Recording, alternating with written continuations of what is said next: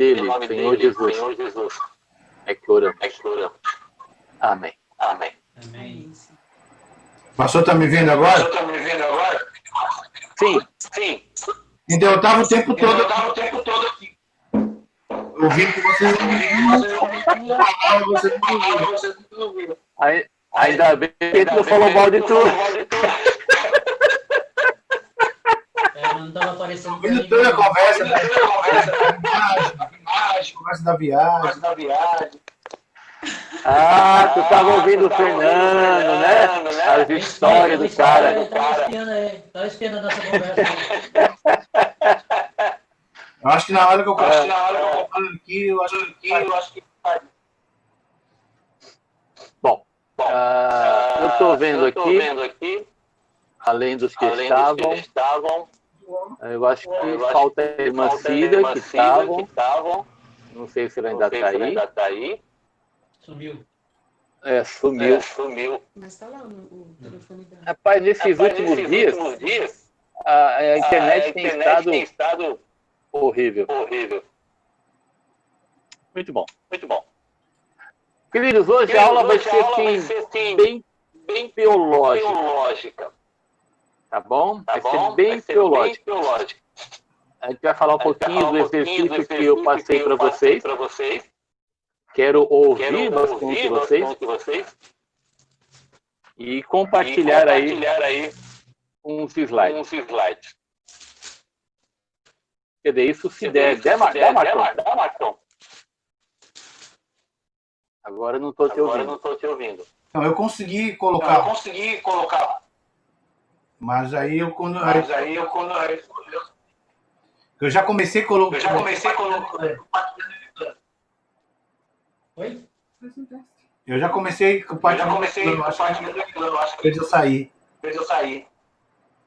Ah, quando você compartilha, cai. Será que não podia fazer? Quer que eu coloque? Mas você vai cair, né? Se falar cair, você não vai aparecer. Não, eu desapareci, mas eu tô na... Mas você consegue ouvir. Então, se você achar, aí você vai falando na hora, vai compartilhando, embora a gente não veja você e a Rosa. É que esse material seria importante vocês verem. Tá conseguindo ver aí? Não? Sim. Estou vendo vocês e o compartilhamento. Por enquanto tá os dois. Tá ok, então. Vou deixar assim. Tá jóia. Então, por favor, que ele vai lá para a página 12.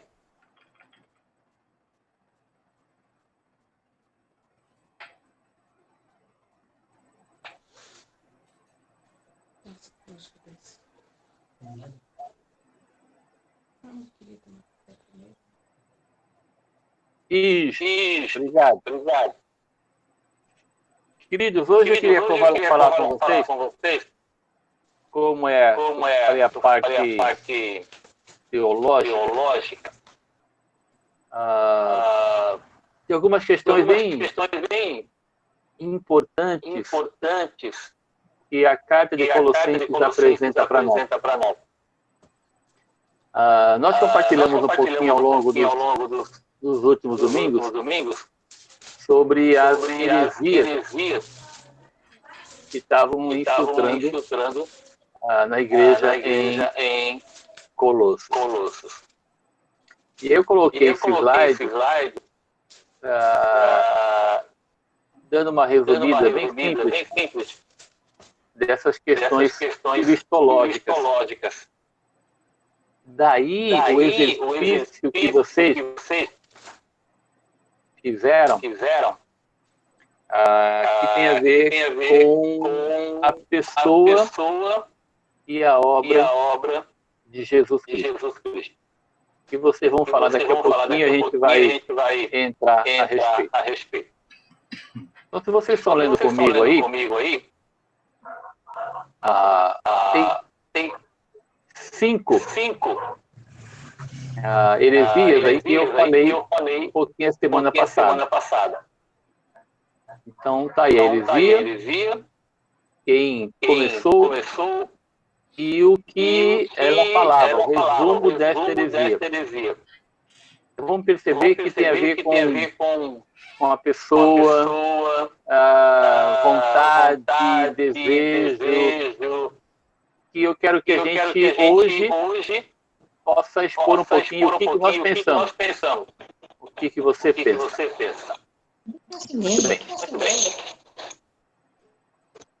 Opa, agora acho que entrou o Vanete, é isso? Acho que é.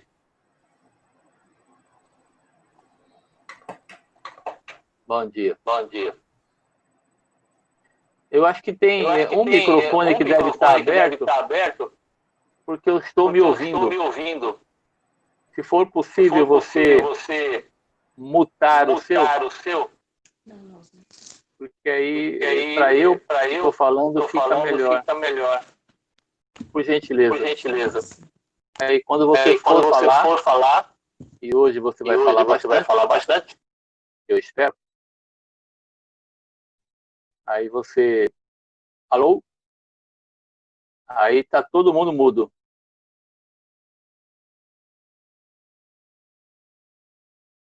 Eu acho que vocês não estão me ouvindo. Eu fiquei mudo também.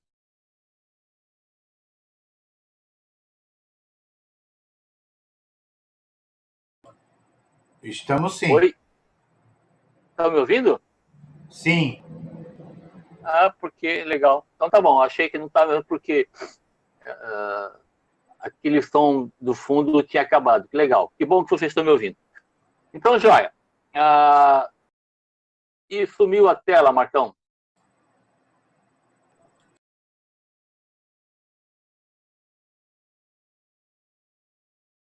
Isso, legal.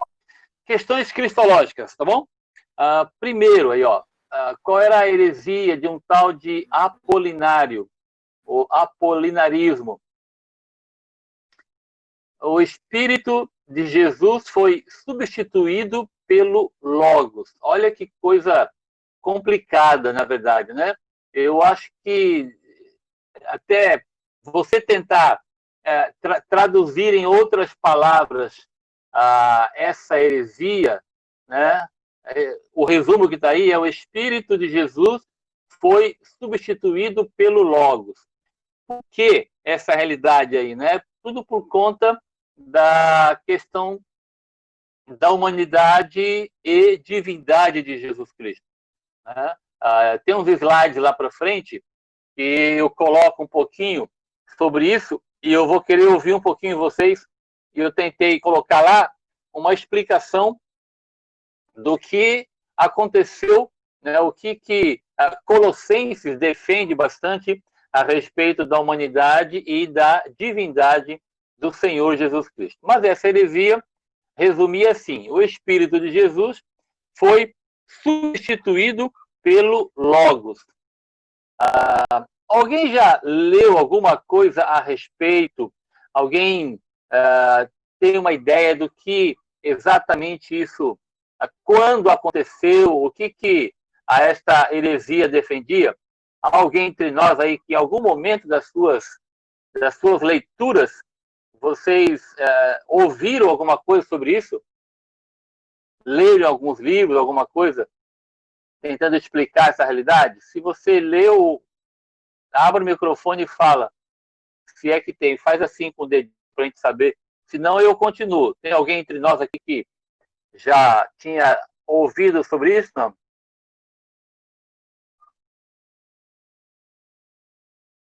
Não, né? Então tá legal. A ideia dessas pessoas é de que é como se o Senhor tivesse sido adotado pelo Pai, o Filho adotado pelo Pai. Alguns falaram que era no batismo, outros que era na ressurreição, né? Mas que em algum momento este Espírito de Jesus, né, a parte humana, foi sobre o Logos, né? Vocês não estão lendo aí, né? Está traduzido para o português, essa palavra estava na língua original, pelo Logos. Logos é a tradução da nossa palavra, né? Palavra com P maiúsculo. Né? O Senhor é o Logos, ele é a palavra. Né? Por isso que desde Gênesis você vê lá que o Senhor falou, o Senhor disse e tudo passou a existir. Então este Logos, ele tem um sentido muito significativo para os gregos na época, né? E no caso nosso, na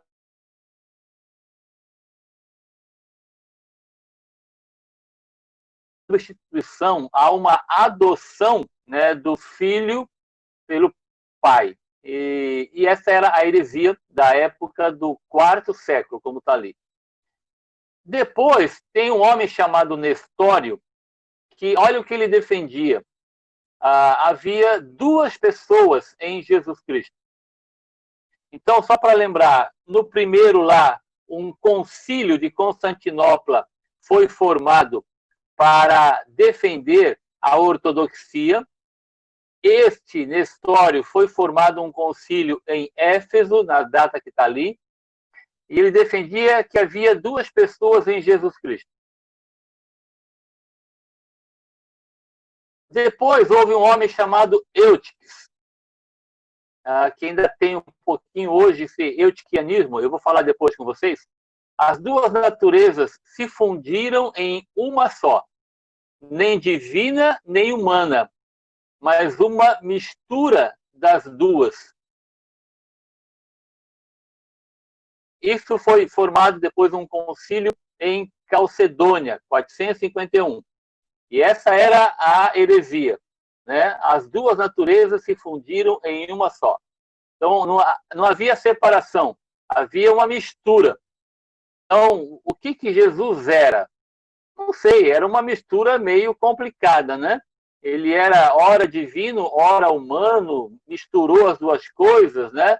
Então, essa era a heresia da época. Eu estou falando isso para vocês entenderem um pouco mais. A carta de Colossenses, ela é tão importante nesse sentido, né? Porque ela defende, ela exalta, ela apresenta a pessoa de Jesus, né?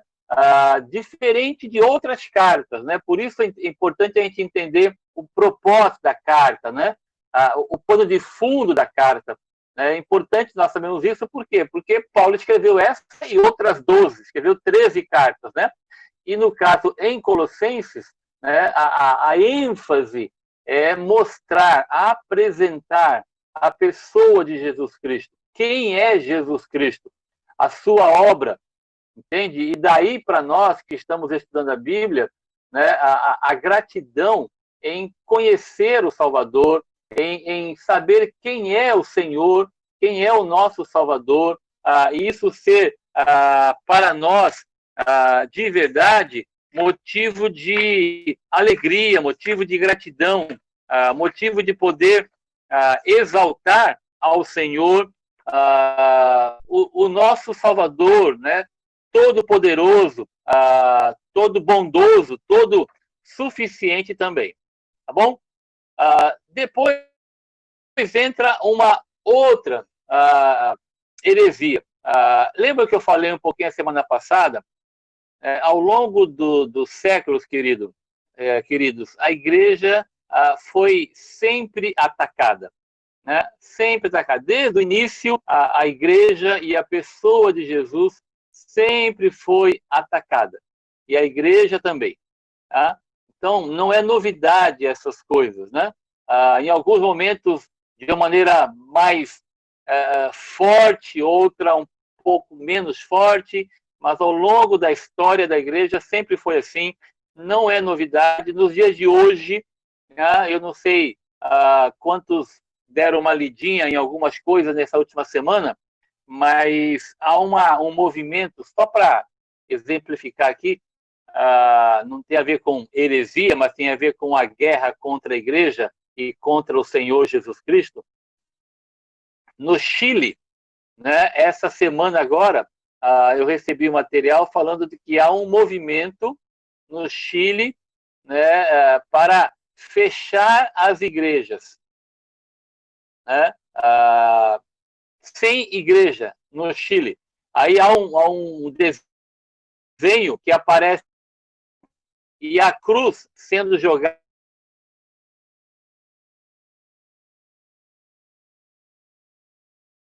cesta de lixo. Este é o desenho desse movimento.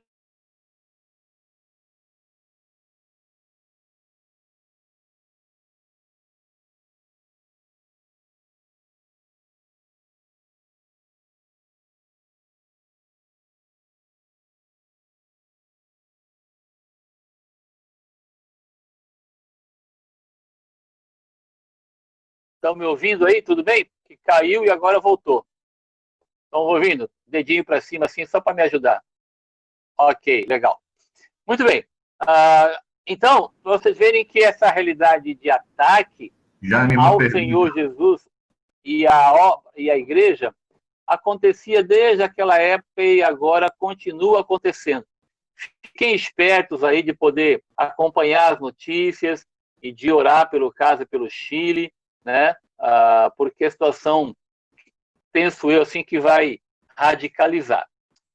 Muito bem. Aí, depois, no VI século, acontece o monofisitismo. O que é isso, né? Mono vem de um só, né? Então, é a radicalização do eutiquianismo, né? Que é as duas naturezas se fundiram, se misturaram em uma só, e aí um homem chamado Severiano e Juliano, eles radicalizam esse movimento. Novamente, há um concílio formado em Constantinopla. E aí, por último, né, o chamado monotelismo, no VII século, de um homem chamado Sérgio, em que falava que Cristo tinha uma só vontade. Eu vou perguntar algumas coisas para vocês nesta manhã sobre o que você pensa, né? Se você lembra de alguma passagem bíblica e coisa assim, do que nós entendemos nessa própria realidade sobre vontade, que a gente vai compartilhar um pouquinho. Muito bem. Depois disso, aí acontece mais para frente, aí nós estamos falando do século VII, que foi a Idade Média, né? Aí há, na verdade, um desenvolvimento maior da fórmula de Calcedônia, que é aquela formada ali em 451. Depois acontece a Reforma e depois acontece um pouquinho outros movimentos dentro da igreja, dentro da questão teológica. O que é mais recente, eu não sei se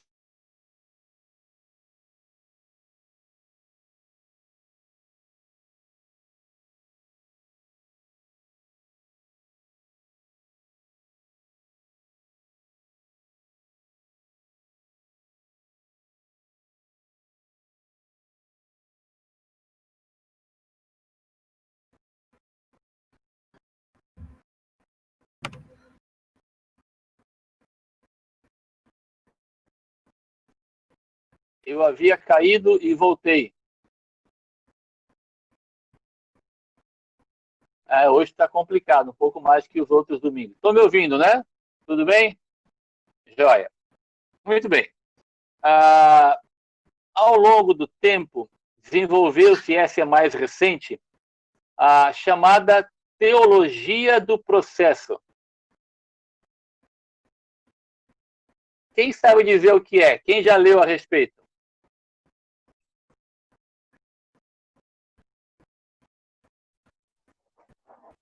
Ninguém? Nunca ouviram, nunca leram? Chamado teologia do processo.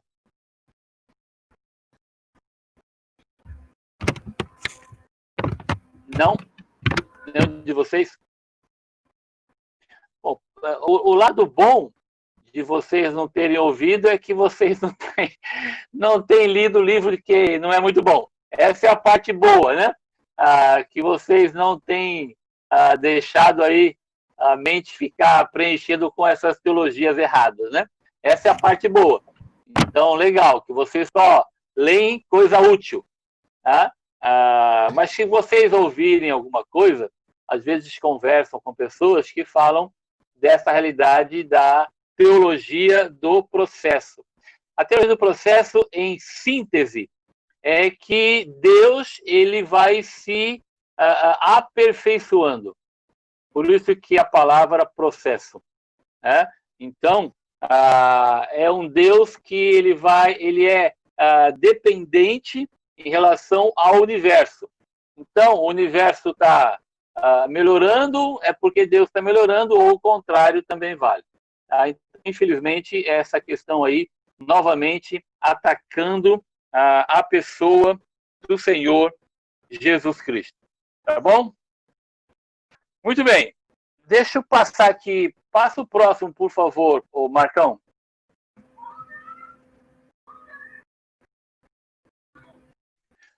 Esse apareceu a palavrinha no grego. Não sei por quê.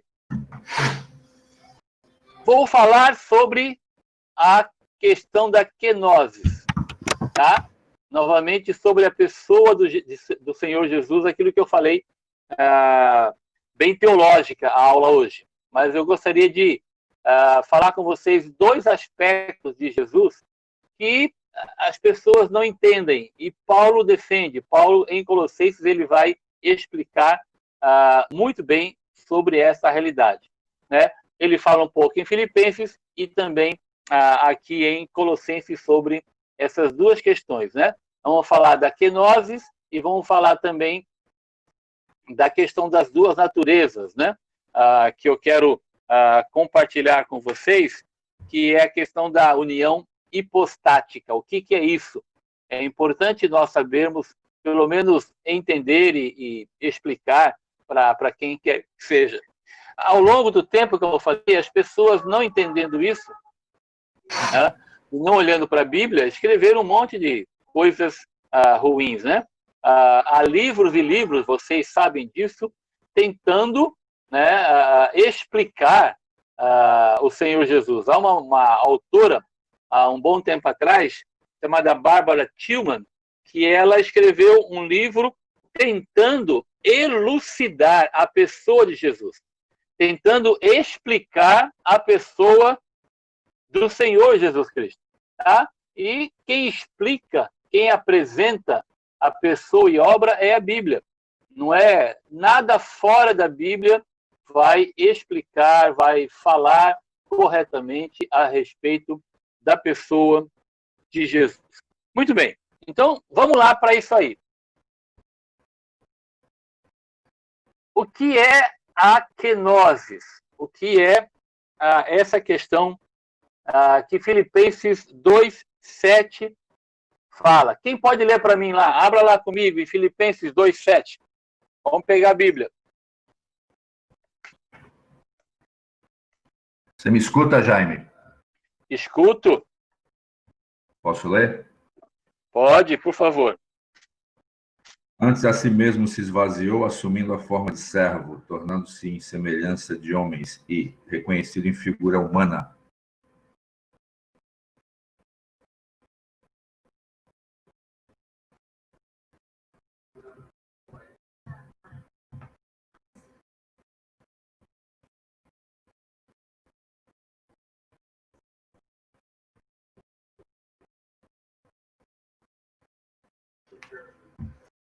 Agora voltou, Paulo.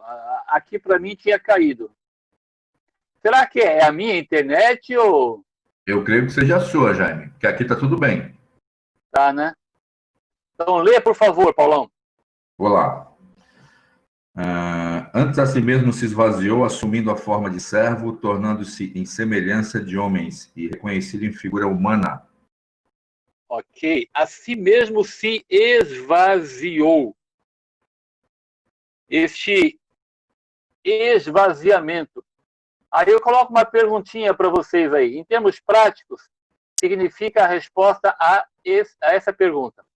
Que limitações experimentou a segunda pessoa da Trindade em sua encarnação.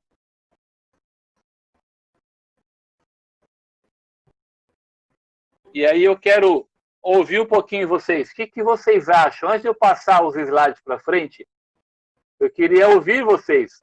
Você fala de limitações físicas? Sim. De todo gênero aí. Porque quando fala de esvaziamento, significa, assim, a priori, né? Bom, se ele se esvaziou, ele deixou de ter, ele... para onde foi? Né? Esvaziou-se do quê? O que é o esvaziamento? Assumiu a forma de servo, tornou-se em semelhança de homens. Quando fala semelhança de homens, nós sabemos a limitação que nós temos. Né? Então, ele se esvaziou, significa ele perdeu algum atributo?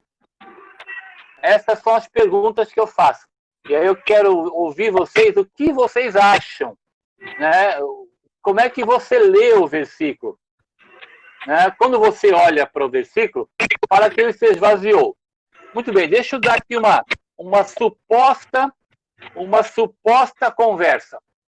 Você está falando de Jesus para alguém, e aí, de repente, a pessoa fala assim para você: mas espera um pouquinho. Né?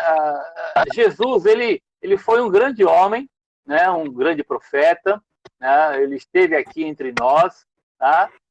Mas a Bíblia fala que ele se esvaziou, então muita coisa que o Senhor tinha, ele deixou de ter. Né? Como é que a gente trabalha com essa realidade da humanidade, da própria divindade? Então ele era Deus e aí deixou de ser. São coisas que eu preciso ouvir um pouquinho vocês sobre o que significa se esvaziou, porque está na Bíblia. Então vamos estudar. E aí? Já eu vou ter que colar da Bíblia anotada, pode? Pode ler o que está aí. Aqui está dizendo o seguinte, na anotação aqui, ó. E ele se esvaziou porque ele assumiu as limitações de nós humanos, da humanidade. Seria isso? Sim, ele assumiu as limitações. Ele fala que assumiu a forma de servo, tornando-se semelhante à semelhança de homens. Sim, mas ele não deixou de ter os atributos divinos dele como pessoa da Trindade. Não deixou de ter os atributos da pessoa da Trindade, como Deus. Isso. Tá. Não deixou de ter. E o que ele fez com os atributos? Deixou em stand-by. Deixou em stand-by. É isso aí. Boa. Deixou de stand-by. Então, ele usava quando queria. No momento foi o princípio para ele poder sentir a forma humana.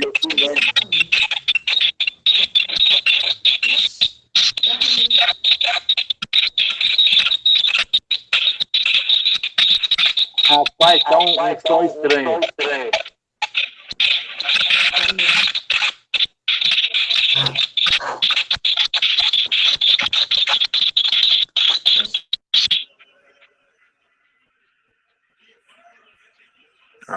Acho que agora foi. Agora parou.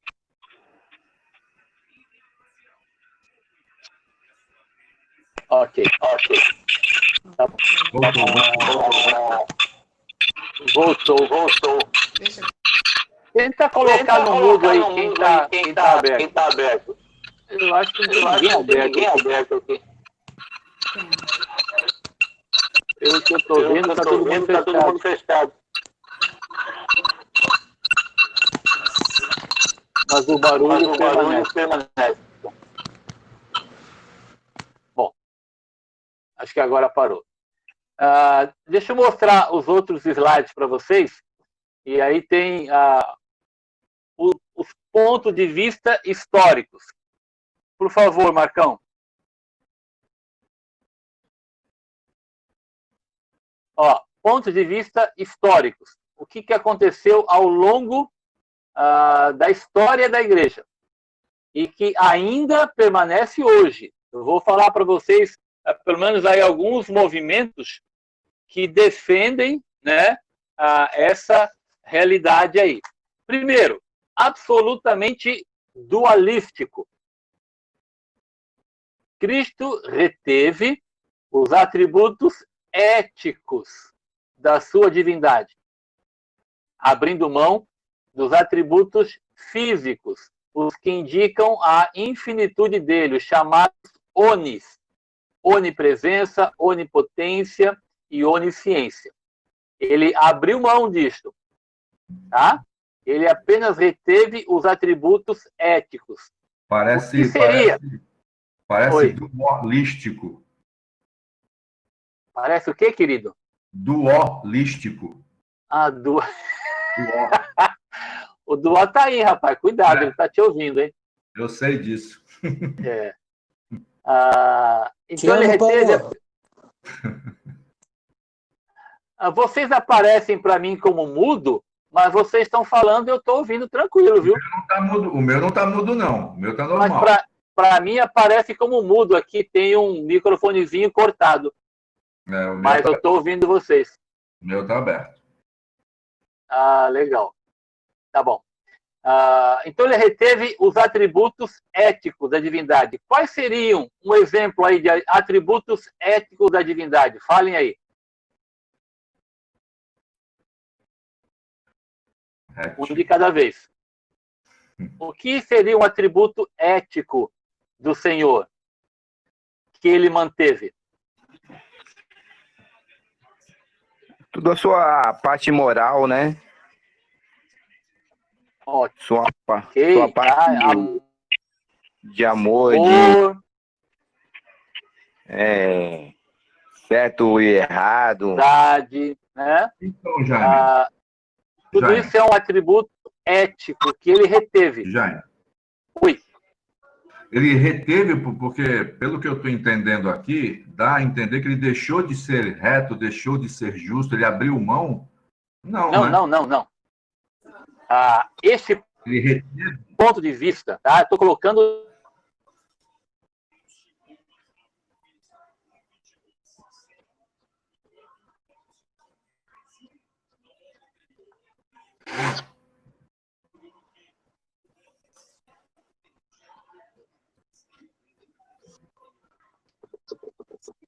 Caiu de novo, voltei. Estão me ouvindo, né? Sim. Entendeu, Paulo? Então, ao longo da história, este foi um ponto de vista. Entendi. Então, Jesus, ele reteve o ético. Ele foi um homem de amor, de bondade, de justiça, tá? Mas ele abriu mão. Ele abriu mão o oni. Ponto de vista. Ponto de vista. O que é dualístico? Né? O que significa esta palavra? Na verdade, a dualidade, aí, o dualismo, é a coexistência de dois princípios ou posições contrárias. É um ponto de vista que defendia duas questões contrárias, mas que achavam que poderia coexistir.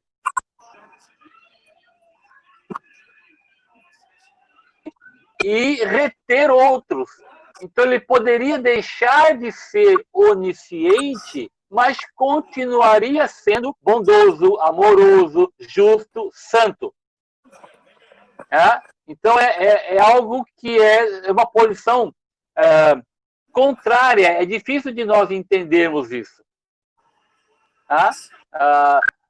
Joga isso para nós um pouquinho, né, guardadas as proporções, né?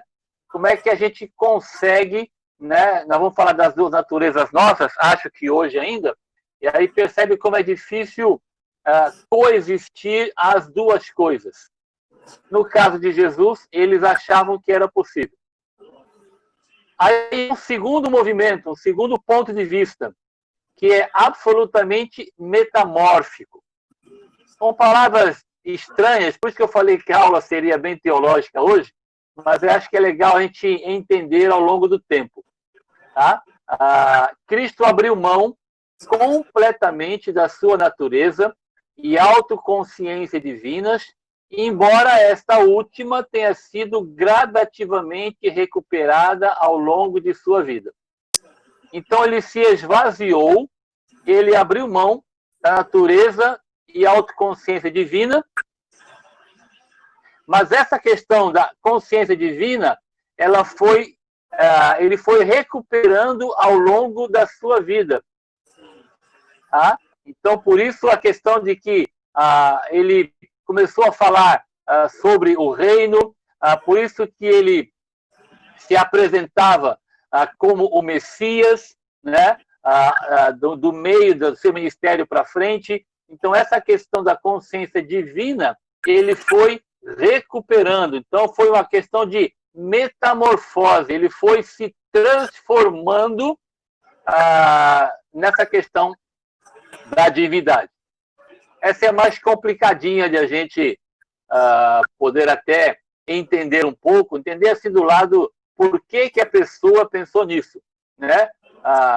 Que história é essa de uma metamorfose? Muito bem.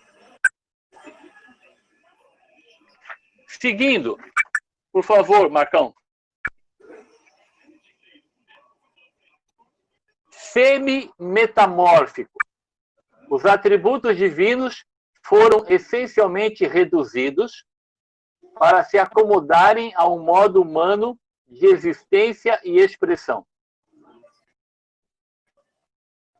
Então, os atributos, eles se reduziram para poder estar dentro de um corpo humano, de um modo humano de existência e expressão.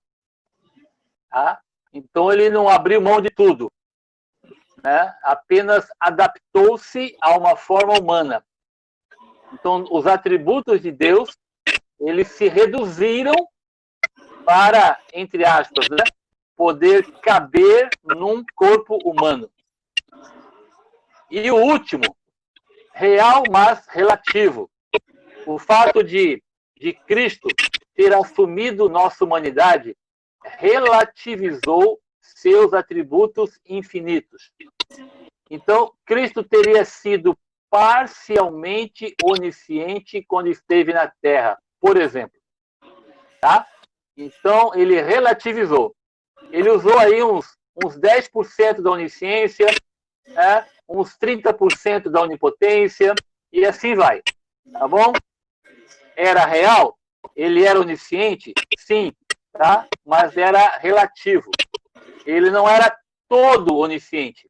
Ele não era todo onipotente, nem todo onipresente.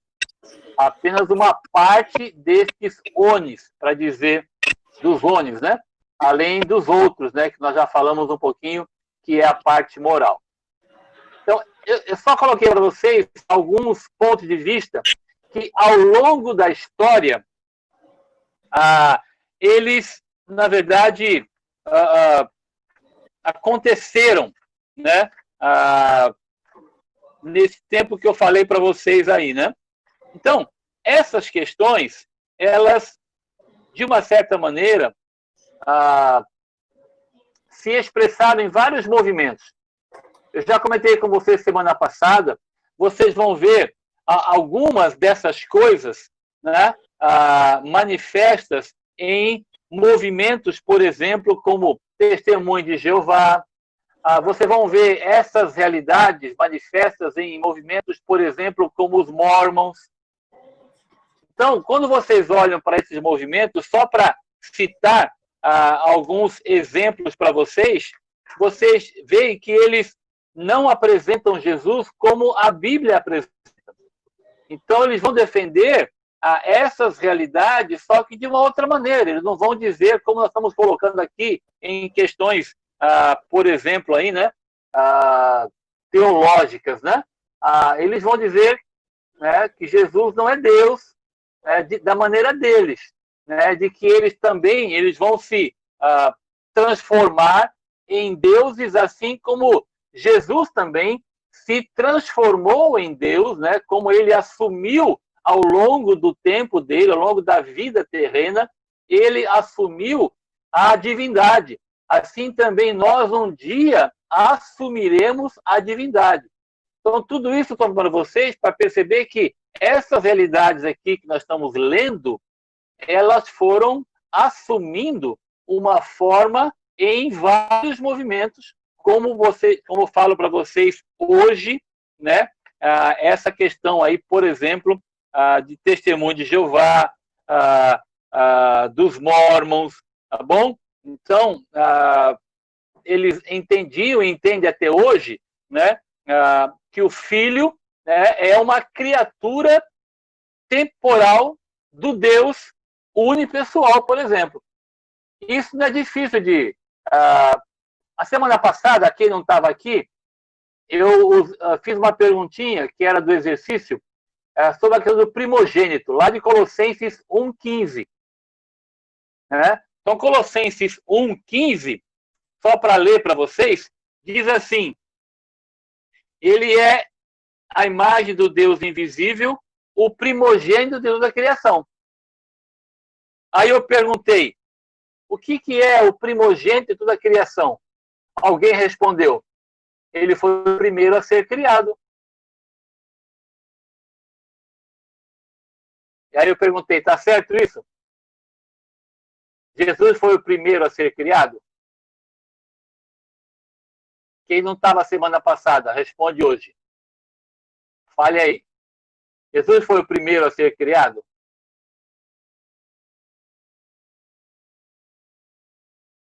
Cadê vocês? Ninguém vai falar? Sim, Sim, o quê?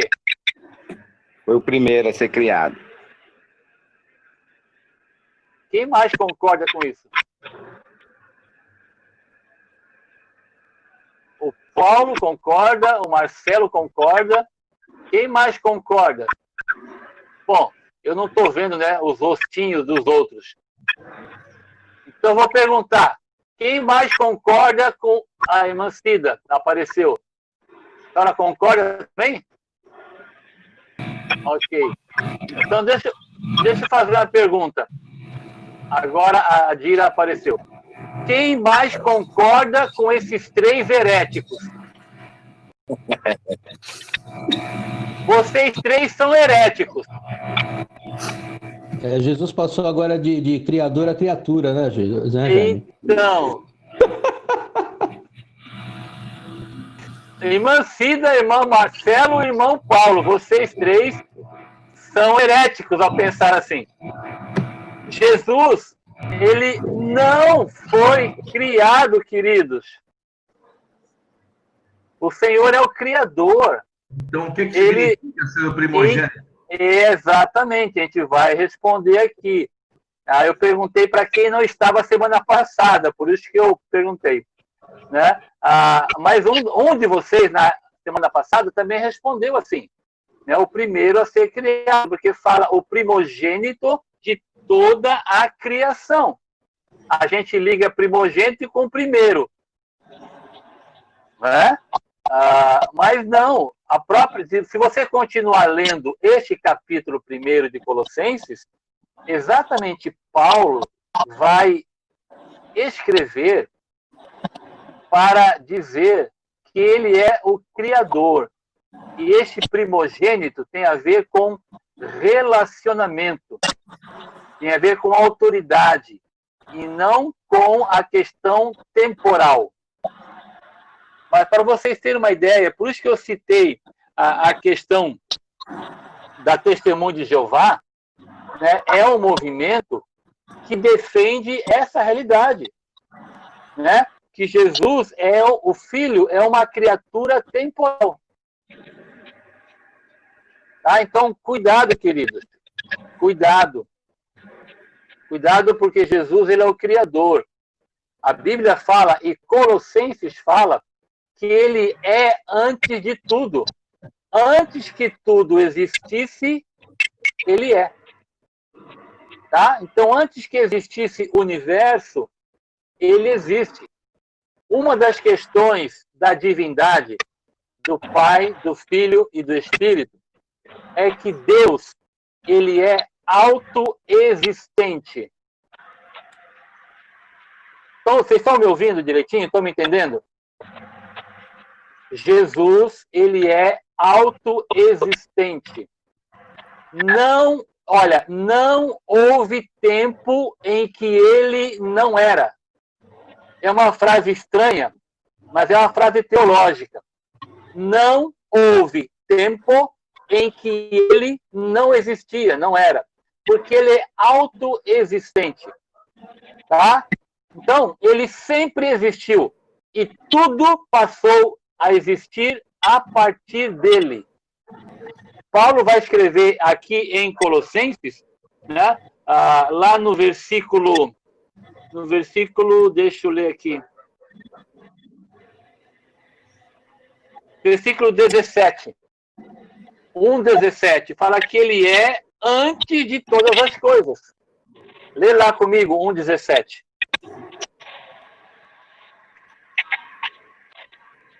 Ele é antes de todas as coisas. Então, antes que tudo existisse, ele é. Lembram lá de João 8:58? Abram lá em João 8:58.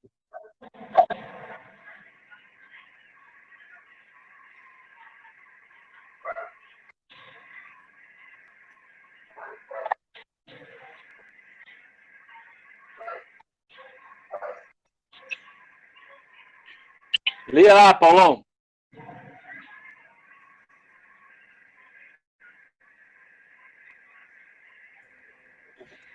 Respondeu-lhes Jesus: em verdade, eu vos digo, antes que Abraão existisse, eu sou. Ok. Antes que Abraão existisse, eu sou. Essa expressão, no grego, ego eimi, né, o eu sou, ele estava dizendo o quê? Antes que Abraão existisse, eu sou. Quando ele fala isso, o que os judeus querem fazer com Jesus? O que acontece logo depois do versículo que o Paulo leu aí? O que os judeus querem fazer com Cristo? Apedrejar. Apedrejar. Por quê? Quando ele usa a expressão eu sou, antes que Abraão existisse, eu sou, ele estava dizendo o quê? Eu sou Deus. Por isso que queriam apedrejá-lo. Porque ele estava dizendo que ele era Deus. Como é que alguém pode existir antes de Abraão? Tá? Então, essas expressões mostram a divindade de Jesus. A divindade de Jesus, se ele é Deus, ele é autoexistente. Tá? Antes que tudo existisse, ele existe. Como Colossenses fala. Por isso que Paulo escreve isso aí, queridos. Por isso que Paulo escreve Colossenses, né, exaltando a pessoa de Jesus Cristo. Quem é o nosso Salvador? Por isso que eu falo para vocês. Quem é o nosso Salvador? Quem é Jesus Cristo? Eu preciso conhecê-lo cada vez mais. Eu preciso saber o que a Bíblia fala, né? Lembrar dessas passagens, memorizar essas passagens para apresentar a pessoa de Jesus para as pessoas do modo que a Bíblia revela ele. Do modo que a Bíblia revela. Tá? Por isso que fala, ele é antes de todas as coisas, tá? É importante eu saber que ele é autoexistente, que tudo veio a existir pela palavra dele. Muito bem. Aí o próximo slide. O próximo slide é o conceito correto do esvaziamento, da kenosis. O Paulo falou um pouquinho, né, a partir da Bíblia lá, né, do comentário do Riley, e aí eu coloquei aí dentro de um slide só para você ter uma ideia. Então, qual é o conceito correto? Jesus não poderia ter aberto mão ou ter perdido qualquer dos atributos divinos que ele possuíra eternamente sem comprometer a divindade dele. Então, se ele tivesse perdido, né, ou aberto, ele poderia comprometer a divindade, o que o tornaria incapaz de ser um salvador de dimensões universais. Então, ele não abriu mão, né? Ele deixou de ter, né? E nem perdeu. Qual é o conceito correto? São 3 itens que eu coloquei para vocês aí. Primeiro, o encobrimento da glória essencial pré-encarnada. Então, a glória que ele tinha antes da encarnação, ele encobriu. Ele não perdeu. Ele encobriu a sua glória pré-encarnada. Dá para entender essa frase, sim ou não, queridos? É importante que você entenda. Por isso que eu falei, são palavras teológicas, mas é importante que eu entenda o que está escrito aí. Então, ele encobriu. É como se ele colocasse um véu, vou dizer assim, uma palavrinha mais simples, né? Colocou-se um véu encobrindo, mas ele não perdeu e nem abriu mão, deixou para lá. Deu para entender, queridos? Sim ou não? Tá bom? Qualquer coisa é só falar, não entendi. Aí, se eu souber explicar, eu continuo. Segundo, a condescendência em assumir a semelhança de carne pecaminosa. A condescendência, ele aceitou, ele quis assumir a semelhança de carne pecaminosa. E eu quero destacar o que está escrito aí, ó. Assumiu a semelhança de carne pecaminosa. Tá? O Senhor Jesus não era igual a nós em termos de corpo, carne pecaminosa. Tá? Semelhança, mas não igual. Por quê? Por que ele não era igual? Exatamente igual a nós. Em que aspecto? Pergunto eu para vocês. E a resposta é: em qual aspecto ele não era igual a nós? Eu vou parar de responder já, porque eu já estou sendo herege demais hoje. Moral. Fala aí, cara. Fala aí, nós estamos aqui para falar. Ô, Jaime. Ele não tinha o pecado. Ô, Jaime. Essa frase ficou meio condescendência quando você concorda com alguma coisa aí e assumir semelhança pecaminosa. Então, não ficou meio dúbia essa frase? Porque condescendência é quando você aceita e concorda, né? Aí você fala lá que a sua condescendência é assumir semelhança de carne pecaminosa. É como se ele tivesse aceitado ser pecaminoso. O que não é o caso. A gente está vendo a semelhança que mata. A condescendência em assumir. Assumir a natureza humana, a semelhança de carne pecaminosa. A condescendência é a questão pode ser uma outra palavra, a voluntariedade. Eu acho né? que ficaria melhor. É a mesma ideia, né? Por quê? Porque a Bíblia fala que ele voluntariamente, né, deu a sua vida. Né? Ele assumiu a forma de servo. A condescendência é a ideia da aceitação, da voluntariedade, do amor em assumir esta forma de servo, a semelhança de carne pecaminosa. Tá. Mas por que é semelhança?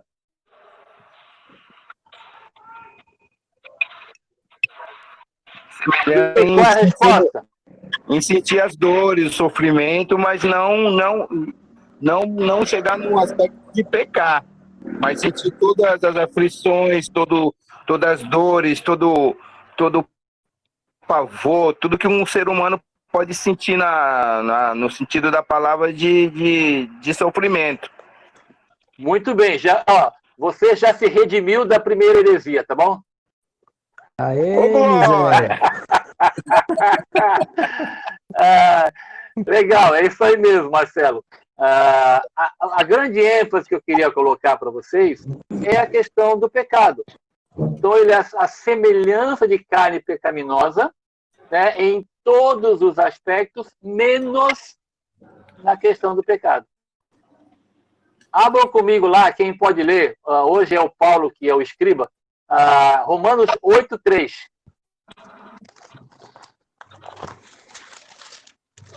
Velho Testamento, depois de Gênesis. O escriba de plantão voltou.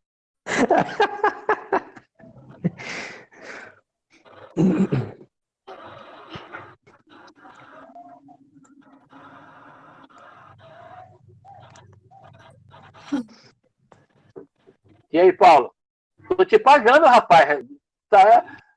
Não vai receber o salário hoje. A Bíblia tá grudada as folhas, Jaime. Ele não lê muito essa parte, não. Acho que ele não tá me ouvindo, cara. Tá me ouvindo, Paulo? Acho que não. Ele tá mostrando alguma coisa aí. Quer que eu leia ou eu leio? Lê, por favor. O cara subiu. Romanos 8:3. Porquanto o que for impossível à lei, no que estava enferma pela carne, isso fez Deus enviando o seu próprio Filho em semelhança de carne pecaminosa e no tocante ao pecado, e com efeito condenou Deus na carne o pecado. Legal, obrigado. Essa palavra semelhança, ela é crucial para nós. Tá? Ela é crucial para nós aqui. Bom, é importante lembre essa passagem de Romanos 8:3, por exemplo, que fala da semelhança de carne pecaminosa. Então, ele era 100% homem, tá? Mas não tinha carne pecaminosa, não tinha a questão da tendência ao pecado, como nós temos. E o terceiro item aí, o não uso voluntário de certos atributos em determinados períodos da missão terrena dele. Tá? Então, ele não usou. Ele estava com ele em toda a plenitude, tá? Mas ele não fez uso. Então, ele era totalmente onisciente, totalmente onipresente, totalmente onipotente. Totalmente santo, justo, homem, tá? Mas, na questão de atributos, ele não fez uso. Alguns momentos ele fez, outros momentos ele não fez. Um exemplo dele não ter feito uso seria a tentação, Jaime? Se joga daqui e dá ordem aos teus anjos para que te salve, coisa desse tipo, ou transforma essa pedra em pão, coisa desse tipo. Essa parte seria um exemplo? A tentação do deserto e aí por diante? Bom, aí ele entendo que ele usou mais a própria realidade de atributos morais, né? Porque foi uma questão de depender do Pai, de falar sobre a própria palavra, né? Ele reagiu à tentação usando a própria palavra. Tá? Mas em outros momentos, né? Ele usou atributos e em alguns ele não usou. Aí você tem razão, né? Ele poderia ter acabado com a brincadeira, né? Poderia ter acabado com o próprio inimigo, coisa assim, tá? Mas ele não fez. A própria realidade de ir ao deserto, né? Fala que o Espírito o levou ao deserto, né? Essa realidade de ser tentado, né? Abriu mão, né? De situações da sua própria vida para ser tentado. Acho que sim, Doa, concordo com você nesse momento da missão do Senhor. Então, não é o fato de ter perdido, não é o fato de ter aberto mão, né? Deixou no céu, né? Não tem isso. Por quê? Porque quando esteve na Terra, né, o Senhor foi 100% homem e 100% Deus. Não era 95, não era 99, era 100%. Mas aí aprove a ele não fazer uso de certos atributos. Tá legal? Estão comigo aí? Qual que é o em texto? outros momentos ele fez. Romanos 8:3, Paulo. Valeu, Dó. Tá. Romanos 8:3. Muito bem. Deu para entender a kenosis, queridos? Ou pelo menos, não digo para entender completamente, porque não vai encaixar a nossa mente finita. Mas eu queria que vocês soubessem defender, à luz da Bíblia, este esvaziamento de Jesus. Tá? Porque talvez em algum momento de uma conversa você possa ficar aí, como é que diz, né? De saia curta, por não saber responder quando alguém confrontar e falar que Jesus não é Deus, né? Porque ele abriu mão, porque ele se esvaziou e coisas do gênero. Então, o meu propósito aqui, de maneira simples, tá? Não estamos aprofundando tanto, mas é que eu soubesse defender. Tá? Para evitar, por exemplo, que eu brinquei aí com o Paulo e com o Marcelo, né, de a gente não saber explicar algumas passagens. Eu acho que a Jandira levantou o dedinho. Fale, Dira. Mesmo sendo uma aula teológica, né, assim, mais profunda, eu não tenho como puxar para a minha vida, né? E quando a gente fala desse esvaziamento de Jesus, a gente vai ser convidado, né, nós somos chamados para uma santificação, né? E quando as bem-aventuranças, a primeira bem-aventurança fala que nós devemos ser pobres, né? Bem-aventurados os pobres de espírito, porque deles é o reino dos céus. E aí, esse texto do esvaziamento de Cristo é um texto que a gente sabe como ser um pobre de espírito, que é esvaziando de si mesmo, né? Então, se nós, que somos humanos, né, somos desafiados, né, a do nosso eu, da nossa vontade, né? E a gente tem um Cristo modelo disso. Acho que é bem importante a gente entender mesmo essa questão do esvaziamento de Cristo. Porque se a gente falar que não é possível para ele, a gente vai falar que não é possível para nós. Porque nós temos temperamento, nós temos um caráter, assim, nós temos uma personalidade, nós temos vontade, pensamentos, emoções nossas. Então, isso está no nosso DNA até. Mas a gente pode, é possível a gente esvaziar de si mesmo quando o sangue de Jesus, quando a vida de Jesus, quando o poder da ressurreição atua em nós. Então, todo esse poder, né? Claro que, dado todas as dimensões, né? É o nosso desafio também, que assim como Cristo esvaziou-se a si mesmo, a gente procurar uma vida de se esvaziar. Então, acho que é legal a gente crer nisso, no que aconteceu com Cristo, entender, né, o que aconteceu com ele e trazer para o nosso dia a dia também. Legal, Dira. Muito bom. Obrigado por sempre trazer para o dia a dia nosso aqui a questão mais teológica, né? Legal. Este texto, especialmente de Filipenses, né? Fala do exemplo de Jesus, né? Então acho legal a gente pensar também nesse esvaziamento nosso, né? Porque quanto mais a gente se esvazia, né? Mais a gente se enche, no caso nosso, né? Mais se enche de Deus e sua palavra, tá? Mas é legal a ideia para nós, né? Do esvaziar, aí completando um pouquinho, colaborando com aquilo que a Dira falou, né? É importante o esvaziamento nosso, né, porque não cabe no mesmo lugar, né, o meu orgulho e a humildade de Jesus Cristo. Né? Um tem que sair. Né? Um tem que sair.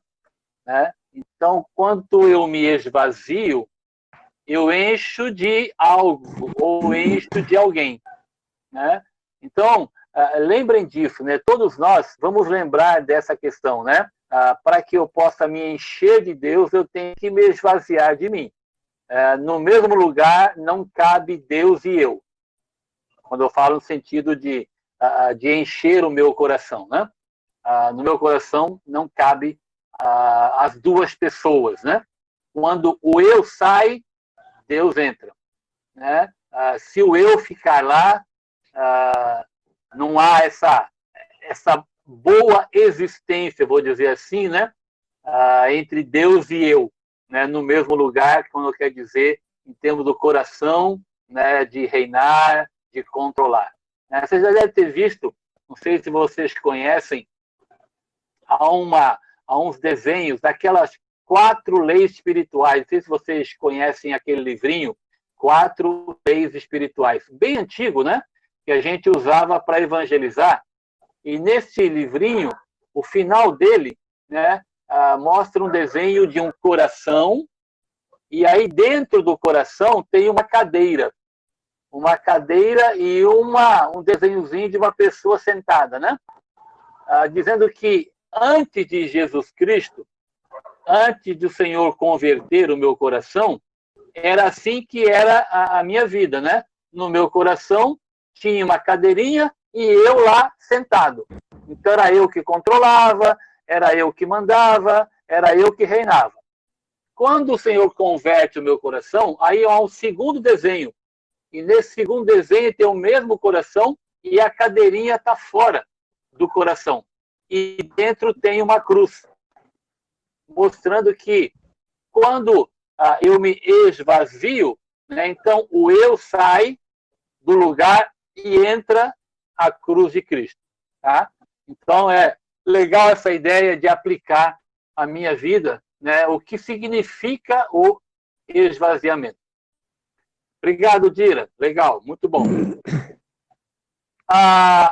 Eu ia falar da questão da união hipostática, mas antes de falar da união hipostática, eu queria ouvir um pouquinho aqueles que fizeram o exercício. Eu passei 4 folhas, né? E aí eu quero ouvir um pouquinho vocês. Depois eu vou mandar no privado de cada um o gabarito. Tá legal? Aí depois vocês... ou eu imprimo e entrego para vocês. Acho melhor, né? Porque nem todo mundo pode imprimir. Aí eu vou entregar para vocês o gabarito. Então, o exercício era a pessoa e a obra de Jesus em Colossenses.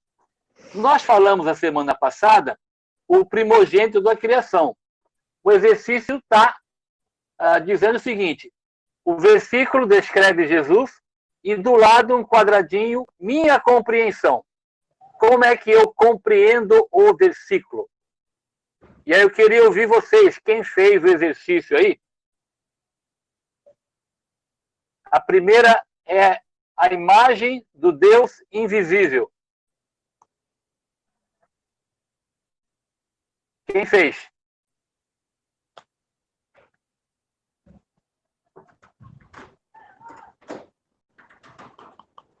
Ninguém fez?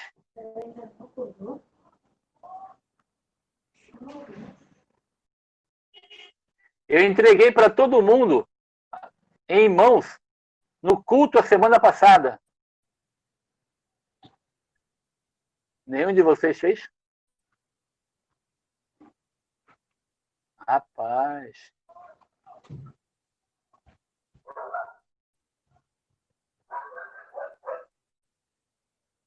Tá bom.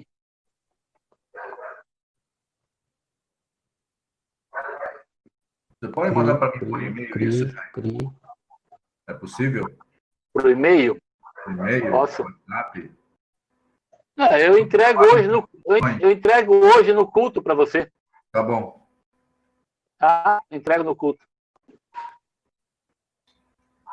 Bom, permanece aí o exercício, tá bom, queridos? Por favor, dediquem um tempo para escrever. É só colocar lá do lado como você compreende. Então, já que vocês não fizeram, vão falar agora, um ou outro, tá bom? Então, se você está com a folha na mão aí, pelo menos a folha você está, porque eu entreguei no culto. Pegue a folha lá para você escrever alguma coisa. Por exemplo, vai lá para Colossenses.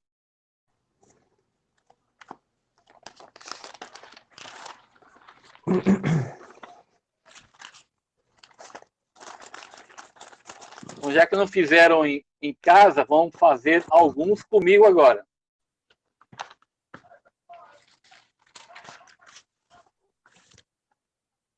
Qual é o exercício?